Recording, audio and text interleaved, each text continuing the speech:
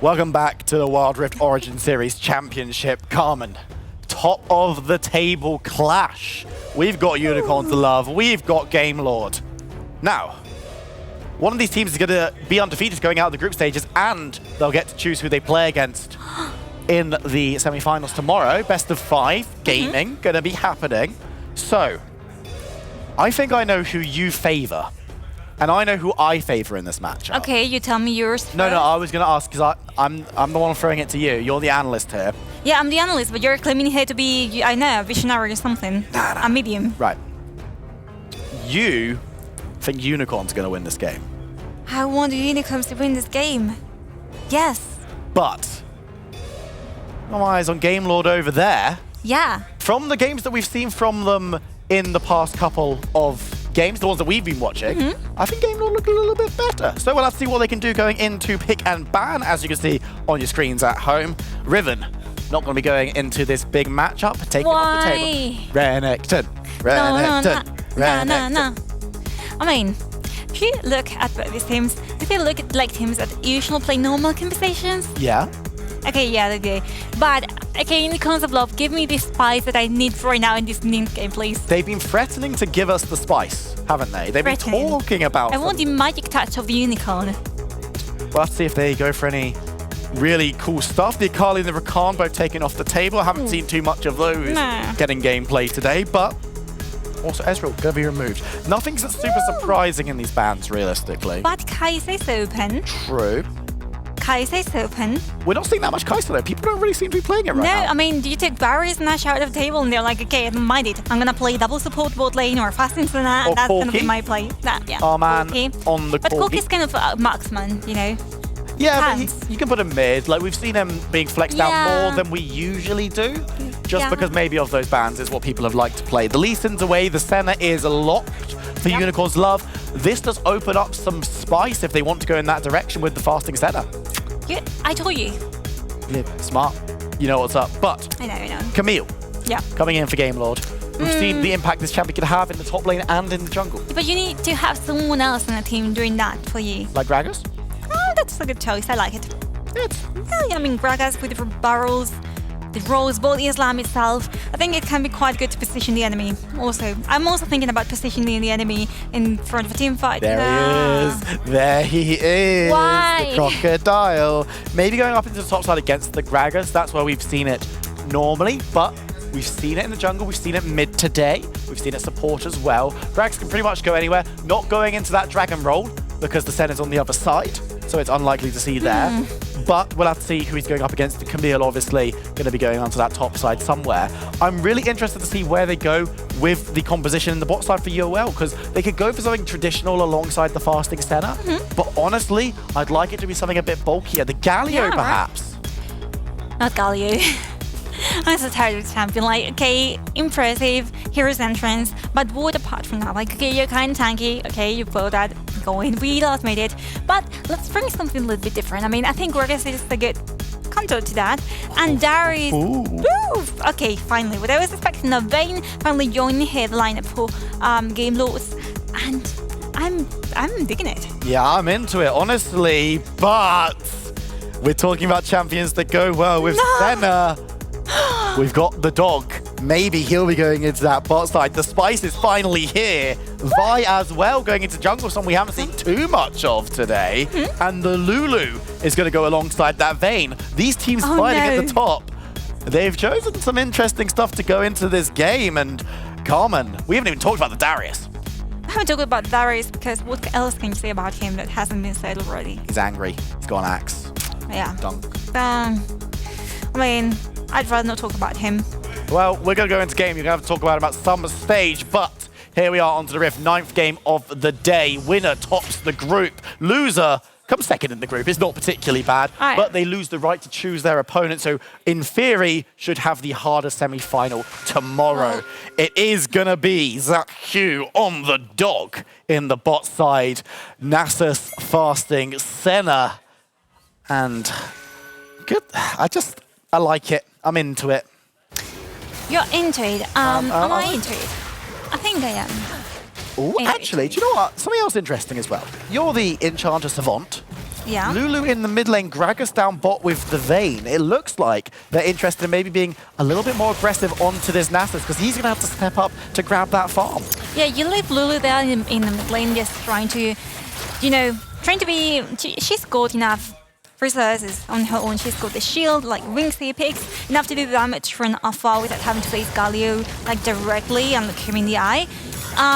In the meantime, in this bot lane, what you guarantee with this Gragas and this Vayne is not only tons of damage, but also going against Senna. I think it's a really good choice. Senna has to refrain himself from being aggressive, so I like it.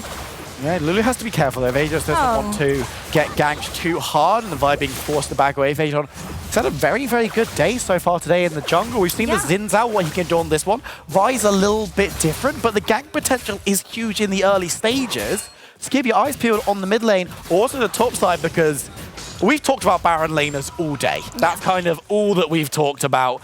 But Random versus Cold Star. What a matchup. Ooh. What a matchup. I mean, true that we've been talking about Baron laners, especially Leon, but Cold Star, Treat said he was obsessed with him. Like, he with did the keep way talking about Cold Star. Yeah, he was like, I'm not even going to shut up. I'm going to keep talking about Cold Star the entirety of this segment. And he did, and I think it was quite good, like, well deserved, like, when it comes to Unicorns of Love, we usually talk about all the lanes, but Cold Star has been showing up game after game, and he deserves the recognition. He's showing up once again on the tower, and it's gank coming through. Renekton needs to back away, and Phaeton needs to flash to escape. And it's going to be a fail on the dive, but they don't lose any kills for it. No, they will have to back away because of how low their lives have been left, and particularly Cold Star. He's going back right now. But in the meantime, he's got plenty of choices there. You can a little bit of jungle, you can keep the vision there, even though he doesn't have any wards on himself right now, but look at it. He's got plenty of vision already in the enemy jungle. In the meantime, this Lulu, not having a hard time there at all. Okay, she's a squishy, but she's Lulu. Like she can easily escape there. She can turn the enemies into little animals, the squirrels. Well, she can escape the 1v1. But the thing that, do you know what Lulu likes maybe the least in all of League of Legends? People who are not nice to her? No, well, kind of. I think that Lulu really dislikes being punched hard in the face. I mean, obviously. So, if the Vi comes mid and punches Lulu hard in the face, it's going to be a bad time. I'm the play-by-play, so my analysis, that's probably the highest level of analysis I go. Okay. But, Shao, have me a little wander through mid lane, just making sure that everything's fine. Do you want me to expand on that? What, about not being punched in the face, or? Okay, so Lulu, we said it again and again. She's squishy. Of course, she's not going to be liked to be punched in the face. And Wild Road doesn't work that well in herself. Like, I mean, you can do it in a last, die or survive situation.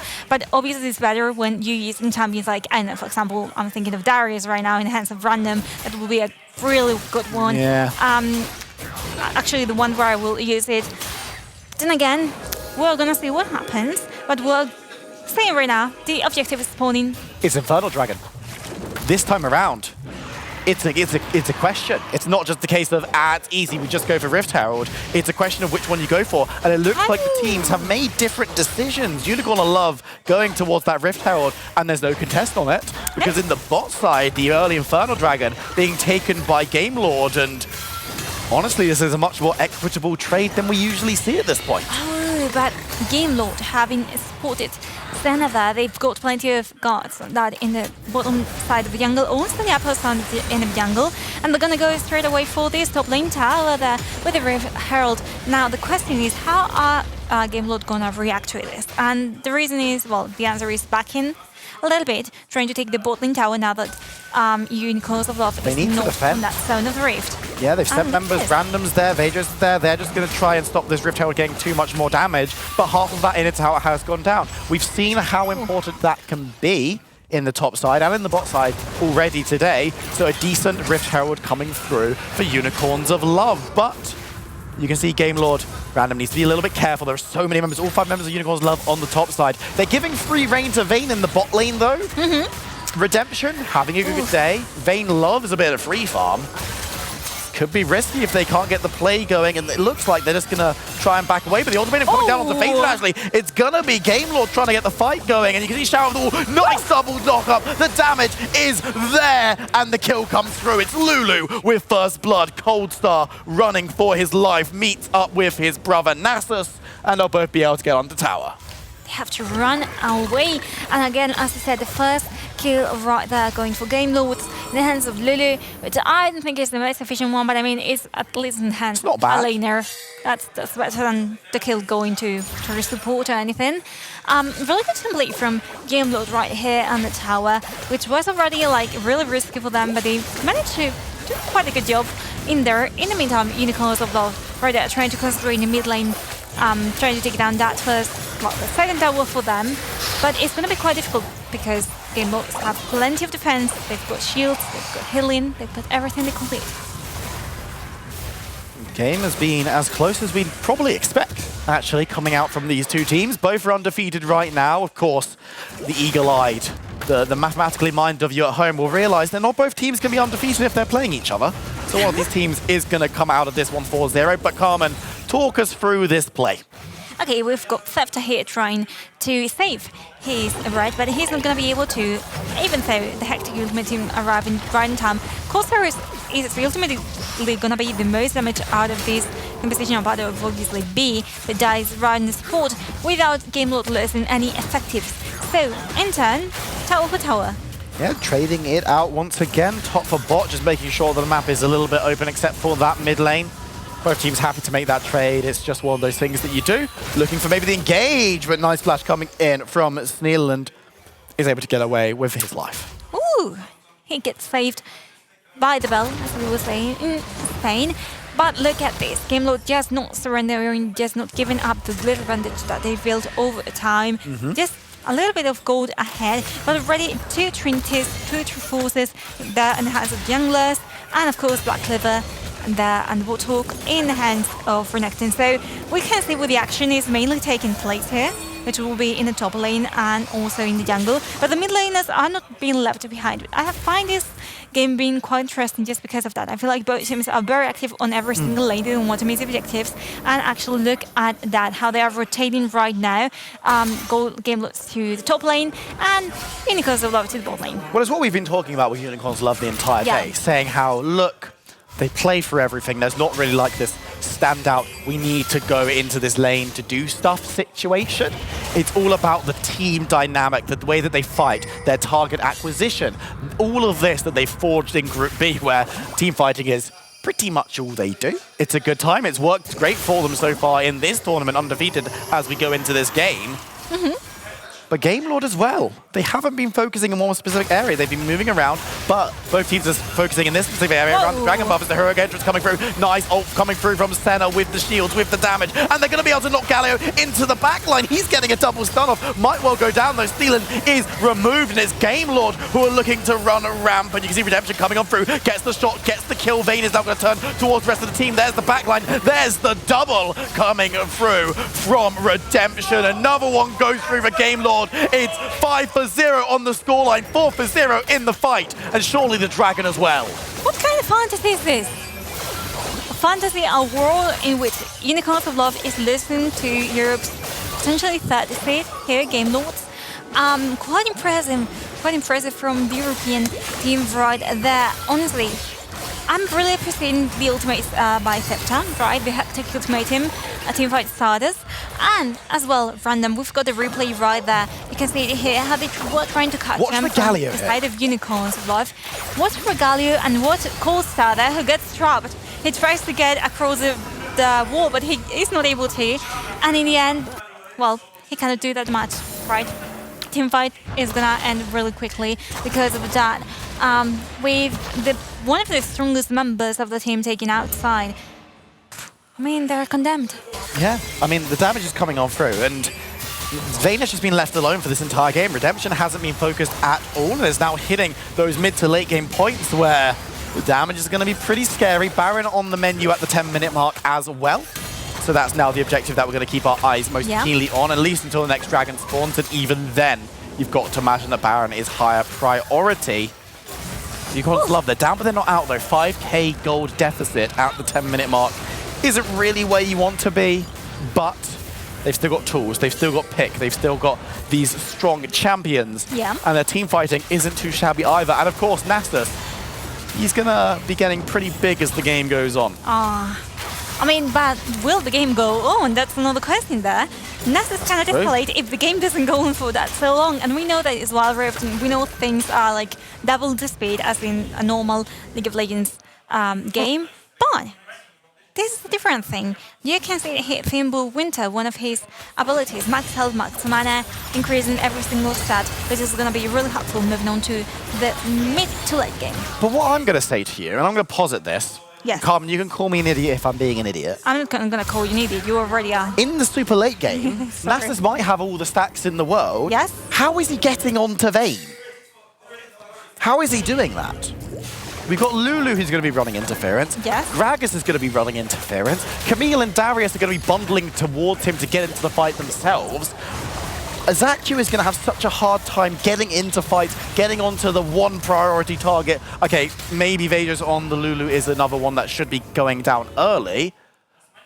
But I just don't see a world where, unless Redemption really oversteps, really overplays his hand, he's getting caught by this late game damage threat. Well, you have to take into account that the game might not go over for so long. That's okay with Nasus, right? You never want to go for like a 20-minute game with Nasus, because you know you're going to be in a really difficult position. So I'm expecting Game Lord to take, you know, like just the lead of the game, let's say, control of the game, play however they want to play. And the one who is right now in danger is Random, being cornered by the team of Unicorns of Love. He can step away pretty easily. He's pretty quick with that Dead Man's Plate. He's going to be able to build up momentum, but they're looking for the engage onto Lulu. Have found it. The Cask is going to break up the back line, but the front line's still on the support. But Steelin's going to be the first victim of the fight. Once again, Redemption untouched as Azakyu going to be taken out under tower. Cold Star's here, though, trying to get some damage, trying to redeem his team just a little bit. But it's all about Game Lord. They're chasing the fight further. They take down Cold Star as well, and it's a 3-for-1 in the fight. Make that a 4-for-1 with the kill onto the center, and Game Lord are pushing forward. 9 kills versus 1, 10k ahead of Gold, 4 towers, so 2 ahead of them, and it seems like they almost want to win the game. Of course, they don't have enough minions to do it and enter the Nexus zone without getting hit by it, and not enough health to do so, and not enough mana to do so either. But next stop could be the Baron very easily. Dragon's up in 10 as well, so that could be a focus if they wanted to go for a slightly lower risk objective. It's only the Cloud, but it's something that they'll still like to take. And look at them, heading towards there. Look at, we're going to be able to see the items again, because they accrued quite a fair amount of gold. They're 10,500. Look at the items. Darius just went back to base and bought a Spirit Visage. Why not?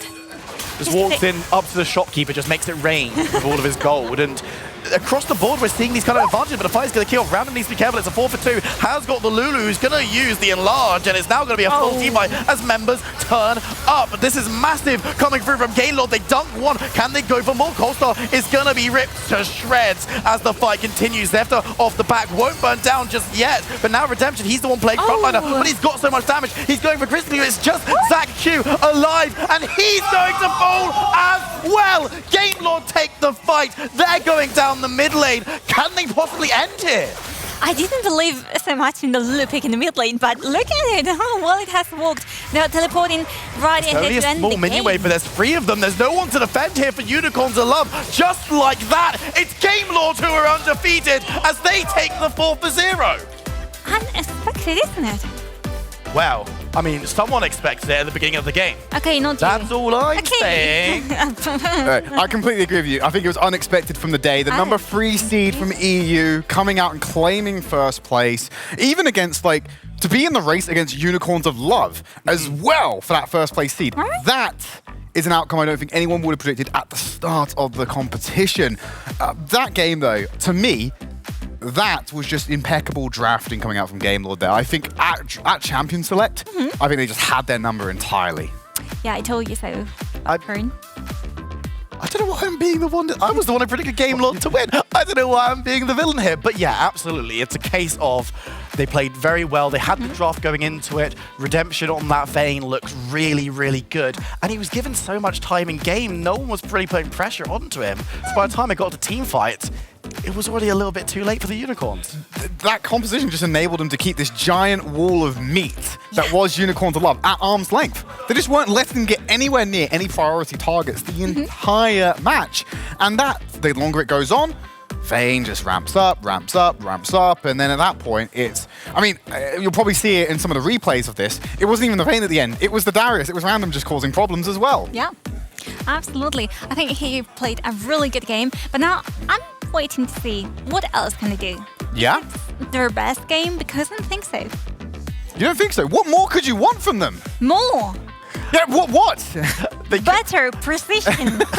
Carmen's out here like, Game Lord undefeated. What have they done recently? I mean, the fact that they are undefeated doesn't mean that they are better than other teams. I mean, it does mean it in a certain way, but it doesn't mean that their play has been the best. I mean, best of 1 versus best of 5 tomorrow as well. It's gonna be a different. I mean, yeah, that's a whole. It's a whole different beast tomorrow. Anything can happen in best of 1s. You get a nice little reset in between every game. You're able to just have multiple attempts at the same opponent. Results we've seen in the best of 1 don't necessarily translate tomorrow. And what do you think the teams are going to be doing this evening? They're going to be prepping for their opponents once they're found out. It's evening already. This They evening? don't have time. They do have time. Some of them don't have other games. What you want them to do? Like practice at night? Yes, I want them to practice at night. This is And the then championship it's on the line. And quite a big price, to be honest. Quite a big prize, Like, over forget about 150k euros on the line. But enough about money and gold. You know how much I like talking about that. Let's throw it over to Kin, and I'm sure he's got something interesting to talk about. Yeah, I always thought you were a bit leprechaun-like, but there you go. Anyway, we are into a breakdown here, and I think specifically I want to highlight compositionally, and I think Trid did touch on it on the desk, how Game Lord kind of had Unicorns of Love number. I think it's the first time I can say that someone's had Unicorns Love number in the particular draft phase. I'm going to take a look. Oh, here we go. We're back. Basically, the Darius was the key to this fight, because I'm going to highlight specifically the comp. Renekton, Vi, Galio, Nasus. We don't care about Senna. 4 melee champions, all of which have to be directly next to you for the most part to do damage, not pending Vi's ultimate. And Darius can sit there and stack. And when you have this big juicy target of a Vayne that needs to die, she needs to be the focus. Random can just sit there and stack on the front line. And what Darius is very good at doing is cutting the front line down to size. That true damage is going to get through you regardless of your resistances. So we're going to have to take a look a bit further through here if I can get this to actually play. Hello, Mr. Clip. Unfortunately, unlike Carmeline, I can't quite remember this clip off by heart. So we'll just wait and try and see if this can... Oh, clip. Here we go. Oh, there we go. Ah, there we go. I think I might have fixed it. Bam. Genius right here. That definitely wasn't my producer. Right. So, again, as we can see, right over here, already forced Vejos out of the fight. Lulu managed to buy some time with the wild growth. They spent a lot of resources locking down the Lulu here. Redemption completely untouched. Massive gap between Redemption and a lot of the threats. ZachQ is just walking in like a lost puppy because he has no idea what he's doing. He's way too far away from the fight. And in the meantime, watch Random, right? Just like right here, you guys can see him. Random's right here. Just watch him for the rest of the fight. Just sits there, stacking on the front line. He's going to get his first reset onto ZachQ, goes straight into the back line. This could very easily have been a penta if someone else had managed to take the aggro away from him, but it doesn't matter. His job is done. He's stacked up. He's chomped to the front line. The Darius was a lovely pick in that comp because it was a heavy melee comp, and they were so threatened by the Vayne, it meant that they were very easily able to stack Darius every single fight. Random had a free team fight pretty much every single time, and it was an easy set of wins. And that's what I really liked about what we saw from Game Lord. They actually decided to take Unicorns of Love on at what they do. You know, Unicorns of Love to try to play this 5v5 team fight all day long, and Game Lord actually came in and said, hey, we're going to counter it in draft, we're going to try and deal with it, and they did, and it was really good. Thank you very much, Kin. And I honestly, we were watching it backstage and we were looking at Random, and he must have had pentakill in his eyes, dreams of Leon in his eyes right there. Because the only thing that stopped him was that Zhonya's, and then, of course, he was taking Tara aggro as well, just couldn't finish it off afterwards. But as Kin said, very close to being a pentakill there. That does lock in some results, and it does make things a little bit interesting for this final game. Let's pull up the rankings, take a quick look at where things stand. Game Lord, 4-0. They get their choice of opponent for tomorrow. Out of the 3 that are available, Rix Team Queso, Unicorns of Love. Well, they've beaten all of them, so it's quite open. And this next match that's coming up here, we're obviously going to be looking at Rix going up against Team Queso to close out the day. It does pose the question, what is the purpose of this match? Well, for me, it's putting on a good show and making sure Game Lord don't pick me first round of the bracket. Absolutely, I completely agree. I think right now, if I'm sitting in Game Lord's shoes, I'm thinking that Team Queso have potentially looked a little bit worse on the day, a little bit less consistent. But if they can show up big here and they can dominate Rix GG, then you're kind of taking yourself out of the firing line. You're saying, look, we're going up, but if you're not picked by Game Lord, you're going up against the Unicorns of Love, which isn't exactly easy. So, Carmeline, I've noticed you've got something in your hands Yes. there. In today's tutorial, Spanish was neutral. Yep. I wanted to tell Okay. you that even though I think Team Queso has not been showing the best performance, from a neutral point of view, Okay. I still think they have a lot to show. And I know you guys are like, oh no, because you're Spanish, of course you're going to be sliding for them. You started that. You were the one who was excited about Queso. Let's not talk about what happens backstage, okay? Because I know certain someone who won't say hi to Rix G, so we weren't talking about that, are we? No, but I'm sure we'll talk about that tomorrow, won't we, Kiernan? Okay, so what I'm trying to say here is I think Team Queso has actual, they've got an actual chance to make it. Why not? No, they absolutely have a chance to make No, it. you guys have been thrashing them around like they are ragdolls. What? Putting words in my mouth now, Caroline. Same with you, Will. You've been putting words in my mouth. What? I hate you as well. I hate you the Why? most. What is this? I have been victimized by every member of this talent team today, except Kinnan.